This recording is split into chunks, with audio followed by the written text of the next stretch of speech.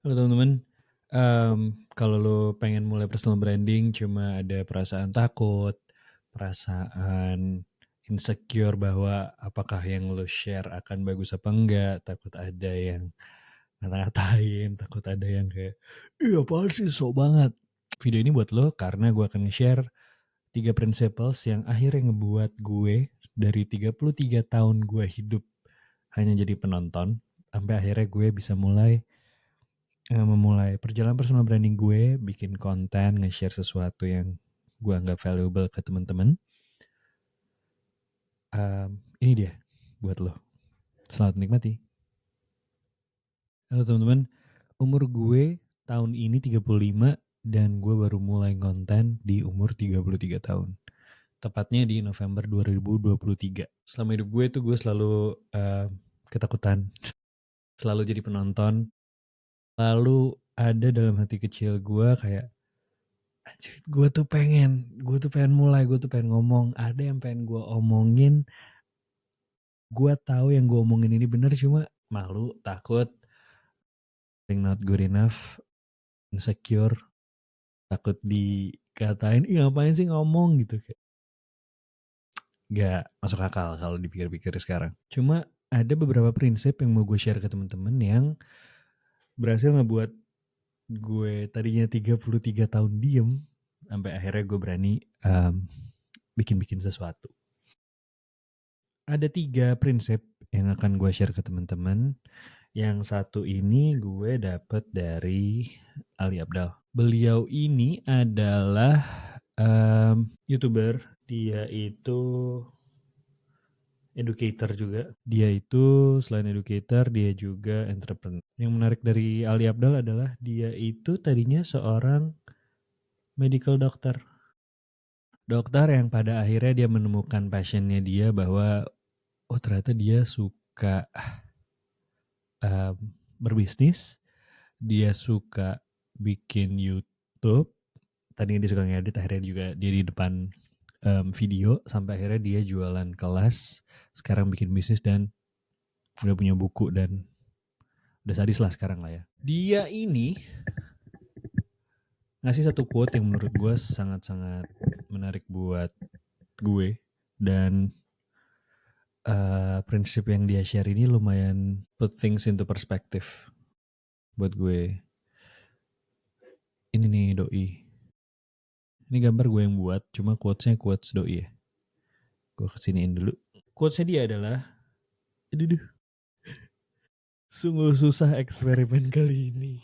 Quotes-nya dia adalah, be a guide. Gue tulis lo ya di sini.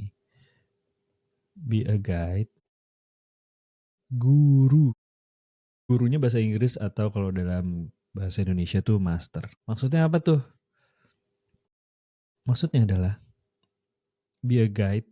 Ini guide nih ya. Guide itu mindset ketika kita tahu sesuatu, belajar sesuatu, dan kita ngajarin ke teman-teman yang belum tahu sesuatu itu. Jadi at least gue selalu ngerasa kayak ketika gue mau share suatu ilmu, suatu pengalaman, gue tuh suka takut bahwa gini doang aja lu share, semua orang juga tahu kali. Atau kayak takut, ih anjir sombong banget, ih anjir so pinter banget, kayak gitu-gitulah, kayak ngebuat gue selalu gak jadi-jadi untuk nge-share sesuatu gitu. Tapi prinsipnya si Ali ini lumayan membebaskan gue gitu. Lu jadi guide aja yang mimpin di depan mereka 1 atau 2 langkah aja. Mindsetnya adalah, oke guys, girls, gue baru belajar sesuatu. Ini yang gue pelajari. Gue kemarin yang berhasil A, B, C, yang gagal A, B, C. Please feel free, bebas mau dipelajarin, ambil yang baiknya, yang jeleknya gak usah diikutin gitu. Serah lu mau ikutin apa enggak. Kayak si abang ini, guide 1-2 langkah di depan, ngajak mereka bareng-bareng, jalan bareng. Jangan jadi si ini, jangan jadi si master nih, si guru, atau dalam hal ini kita sebut aja si master ini ya. Jangan jadi master ini mindsetnya, yang udah di atas gunung, udah pintar, udah jago, udah terkenal. Yang lainnya masih di bawah nih. Ini masih di sini nih. Ini masih di bawah coy. Jauh banget, tinggi banget, beda banget jauhnya sama lu. Mereka juga bingung. Tapi lu dari atas lu ngomong, oke lu harus gini, lu harus gini, lu harus gini. Ikutin cara gue ya. Cara gue itu yang paling benar, kalian harus ngikutin. Kira-kira orang mager gak sih? At least gue sih mager ya kalau ada orang udah jauh banget sama gue, ngocehnya kayak, lo harus gini, lo harus gitu. Karena gue begini, gue udah begini, waktu itu gue begini, gue udah sukses, kalian harus ikutin gitu. At least gue sih sebel gitu. Gue prefer orang yang 1-2 langkah di depan gue aja. Gue bisa ngelihat, oh dia kemarin gagalnya ini, berhasilnya ini. Gue bisa reflect, gue bisa ngobrol sama dia, gak ada barrier, gak ada sungkan gitu.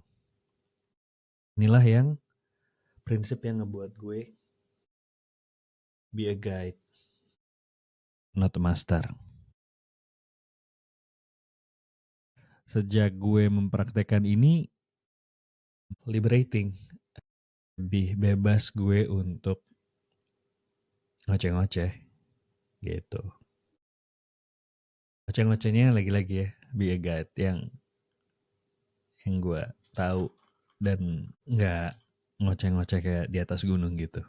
Gue nge-share apa yang gue pelajarin dan do's and don'ts-nya gue ceritain ke teman-teman. Mereka mau pakai monggo, mau enggak juga nggak apa-apa. Guitar friend. Itu prinsip 1, be a guide, not a guru atau master. Oke? Okay? Nah, prinsip kedua adalah ini. Ada unik ya doi. Kayak cuma gambar gini doang. Ini gue lagi guys yang gambar guys. Sorry jadi. Kalau kurang jelas. Oke. Okay. Apaan sih ini? Bang. Ini tuh kayak coretan sebenarnya. Kalau kelihatan di sini coretannya ini nggak sempurna. Ya, sampai lama-lama lumayan sempurna. Anjir tulisan gue jelek banget. Oke. Okay. Kelihatan ya ada bulatan-bulatan ini dari nggak sempurna jadi lumayan sempurna. Salah satu prinsip lagi yang gue pegang adalah yang lumayan mengubah approach gue dan gue jadi berani sampai ya lumayan konsisten lah sekarang. Gue 1 tahun lebih bikin newsletter seminggu sekali tiap Senin pagi. Oke lah, walaupun subscribernya belum banyak, cuma at least gue konsisten. Salah satunya gara-gara ini. Kita sering denger ya, oh quality over quantity gitu. Kualitas dulu dong, yang penting kualitasnya, ngapain lu bikin banyak tapi jelek-jelek gitu. Sering denger gitu kan kita ya.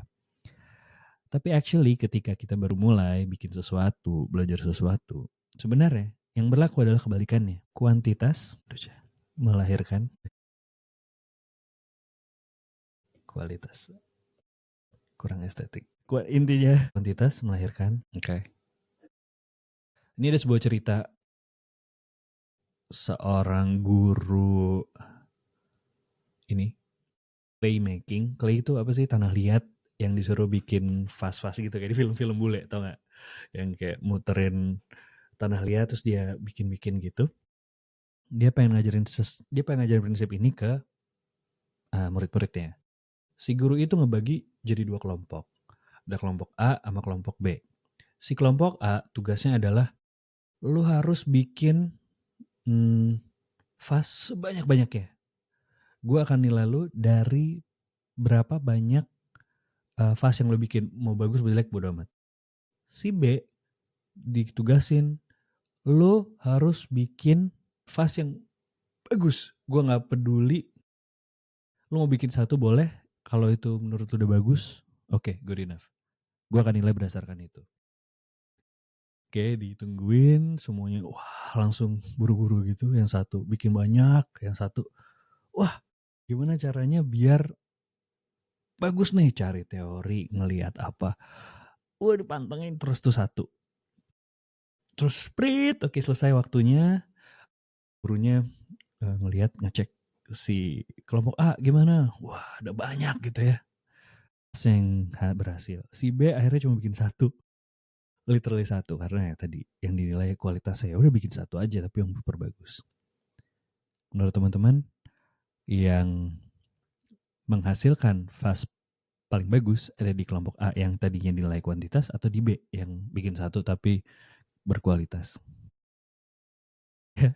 Karena ini udah ada spoilernya, iya ternyata fast yang paling bagus itu berasal dari kelompok A yang dinilai berdasarkan kuantitas. Kenapa begitu? Ternyata karena nilainya kuantitas, ya dia udah bikin aja sebanyak-banyaknya.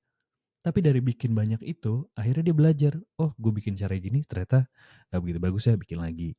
Ini lebih bagus sih cara ini, oke berikutnya bikin lagi kayak gini.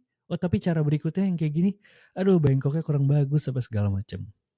Dari dia bikin kuantitasnya banyak itu, dia actually belajar dan dia bikin iterasi gimana caranya bikin yang bagus. Sedangkan si kelompok B yang cuma bikin 1, cuma kayak, aduh gimana ya, takut salah, terus pada berantem kayak, gini harus gitu, lihat YouTube apa segala macam. Malah nggak bagus gitu. Nah ini adalah anekdot yang sempurna untuk ngedrill down poin yang pengen gue share ini. Kalau kita masih baru mulai, baru belajar sesuatu, dalam hal ini lo mau bikin personal branding, lo mau bikin konten yang valuable, nge-share cerita lo, nge-share wisdom, nge-share experience, nge-share expertise. Kuantitas dulu coy. Karena konten pertama lo, 5 konten pertama lo pasti jelek. Yakin gue. Kalau ada yang viral, itu hoki. Fix. I've been there. Awal-awal jelek banget. Tapi lama-lama, gara-gara gue inget banget ikut kelasnya Mas Ruby, DCX, workshop offline, namanya Discover, Create, and X-nya tuh multiply kalau nggak salah. Di situ tugasnya adalah kita harus bikin konten berapa? Sehari 1 apa ya? Kalau nggak salah gitu. Jadi emang di drill untuk bikin konten aja terus. Dan workshopnya kayak, oke gue kasih waktu sejam, kalian harus bikin konten, ngepost. Kayak gitu. Jadi dipaksa untuk action, yang mana action itulah akan melahirkan postingan-postingan yang gak begitu bagus, tapi akhirnya kita belajar, dapat feedback, kita iterate sampai akhirnya, oh ternyata begini ya. Gitu. Jadi teman-teman yang baru memulai, bikin target, action listnya, action itemnya adalah bikin target, oke gue harus ngepost seminggu, tiap 1 hari 1 gitu. Oke gue harus ngepost sebulan, 1 hari 1 gitu. Gak usah dipikirin bagus enggaknya, gak usah dilihat engagementnya, tapi post aja terus, action aja terus. Lo akan secara gak sadar, unconsciously ngeliat, oh ini bagus, kalau kayak gini gue kurang bagus, etc. Gitu. Oke? Kuantitas melahirkan kualitas. Oke. Berikutnya, ini adalah bukan gambar gue, ini adalah gambar panutan gue, namanya Tim Urban. Kok suka hilang-hilang ya? Ini Canva, sorry. Namanya adalah Tim Urban. Dia yang bikin blog Wait But Why. Duh, makin jelek. Wait But Why. Sebuah panutan, dan kalau teman-teman ngelihat gaya gambarnya, gue sangat terinfluence sama beliau. Karena si Tim ini bisa banget ngedistil konsep yang susah banget, kayak Fermi Paradox, di mana alien tuh udah datang apa belum ya gitu. Kalau dia nggak datang, apakah dia udah pernah datang terus kita nggak menarik, atau kalau belum datang kenapa dia belum datang, kayak gitu gitulah, kayak konsep yang susah banget, tapi dengan dia bikin tulisan yang sangat down to earth, pakai gaya tulisan yang casual, terus pakai gambar-gambar yang menarik ini, bikin jadi gampang dicerna. Please check it out, waitbutwhy.com. Ini konsep yang atau prinsip yang dia share, yang mana juga lumayan ngebuat gue lega gitu, kayak udah oke, saatnya mulai gitu. Namanya adalah ganti warna dulu, di spotlight effect. Apa ini ngadet-ngadet? Apakah iPadku rusak? Jangan dong, mahal. Beli lagi, ampun. Di spotlight effect. Spotlight effect ini adalah spotlight, itu lampu ya. Dimana si efek ini tuh ngebuat ini bilang kayak orang-orang tuh ngerasa kayak selalu ada spotlight di ketika dia ngelakuin sesuatu. Padahal mah kagak. Berasanya kayak gini ya. eh, Ketika lo ngelakuin sesuatu, ketika lo masuk sebuah ruangan, ketika lo masuk kelas, ketika lo masuk kantor, lo ngerasanya semua orang ngeliatin lo. Padahal mah kagak. Padahal mah orang mah sibuk sendiri-sendiri gitu. Sering gak sih? At least gue sering ngerasa kayak gue ngelakuin sesuatu. Takut diliatin orang. Takut diomongin. Takut direkam di komen. Turns out kagak men. Orang-orang tuh ternyata egois. Orang-orang tuh ternyata peduli sama dirinya sendiri. Jadi dulu gue takut kayak ketika gue ngepost sebuah konten, sebuah valuable things yang gue rasakan, gue takut dianggap sombong, ria. Itu doang gue udah tahu. Ngapain di post ini jelek. Gue takut gitu kan. Takut orang pas gue ngeliat temen gue, Nara ngapain nih screenshot share ke teman-teman. Gue takutnya gitu kan. Cuma pas udah ngelakuin kagak ada. Ya paling jelek nggak ada yang komen, paling jelek nggak ada yang like, nggak ada yang engage. Ya terus kenapa? Orang juga akan lupa gitu kita pernah ngepost. Justru ini menurut gue works in our favor gitu. Ketika orang sebenarnya egois, nggak peduli tentang orang lain, bagus dong justru. Bukannya kalau gitu kita enak ya. Jadi kita ngepost yang bagus, orang akan inget. Kalau kita ngepost yang jelek, orang akan lupa. Coba gue tanya sama lo. Hari ini, dari lu bangun pagi sampai lu nonton video ini, ada berapa konten yang lo lihat? Lupa. Gue pun juga kalau ditanya lupa. Banyak banget scroll terus kan ya kita. Dari sekian banyak yang lo scroll, lo inget gak konten yang jelek? Mostly enggak ya. Kalau gue inget-inget blur. Tapi gue inget yang bagus. Tadi gue lihat konten dari, gue lagi suka padel jadi lihat satu akun namanya Belajar Padel. Dia ngasih tahu aplikasi namanya Reclub. Gue inget tuh bagus karena itu informational, berguna buat gue yang lagi nyari teman main padel gitu karena susah. Nah si Reclub itu menyelesaikan pain point gue. Gue inget tuh yang kayak gitu. Cuma yang jelek gue gak ada yang inget. Gitu. Jadi principles ini ngebantu freeing kita kan, liberating buat kita dan melegakan buat kita untuk bikin konten aja, latihan aja. Quantity aja dulu, orang akan lupa. Paling ditanya, ada kalau 30 hari lo ngepost tiap hari, temen sekelas lo akan nanya, temen kuliah lo akan nanya, lagi kenapa lu? Kok ngepost mulu? Gue bilang, iya latihan. Pas dia juga jawab, oke. Udah gitu. Dari pengalaman gue sih, orang lebih banyak yang penasaran positif gitu. Bukan yang kayak, kenapa lu? Bukan yang gitu, tapi, Nar, kok lu ngepost tiap hari sih? Lagi ngapain lu? Gue pengen bikin personal branding gitu. Seru banget gitu. Gokil lo gitu. Kayak gitu. Ya kalau ada temen lo yang tai juga, udah gak usah ditemenin. Blok aja, mute aja. Gak guna lah teman-teman kayak gitu. Temen yang baik tuh either encourage lu ketika memulai sesuatu yang baru, atau kalau ada yang misalnya lu miss gitu, dia akan ngasih feedback yang positif dengan cara yang baik juga. Kalau ada yang ngasih feedback negatif, feedback positif dengan cara yang jelek kayak, ngapain lu, kayak ngedekin gitu, mungkin dia nggak tahu caranya ngasih feedback yang positif aja. Mungkin maksudnya baik. Dah gitu. Kalau ada yang bacotin mulu, lu gitu udah lu blok aja. Nggak ada efek positifnya kalau ditemenin kayak gitu menurut gue. Oke teman-teman, jadi itu yang bisa gue share kali ini. Jadi ada 3. Prinsipnya adalah be a guide, not a guru atau master. Yang kedua adalah kuantitas melahirkan kualitas. Dan yang ketiga adalah the spotlight effect.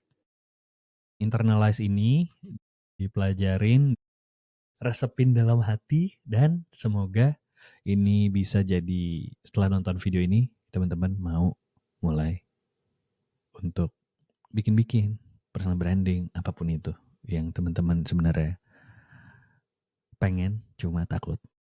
Sebenarnya temen ngerasa sekarang malu, cuma sebenarnya mau maju. Gitu teman-teman, semoga berguna dan thank you, semoga bermanfaat.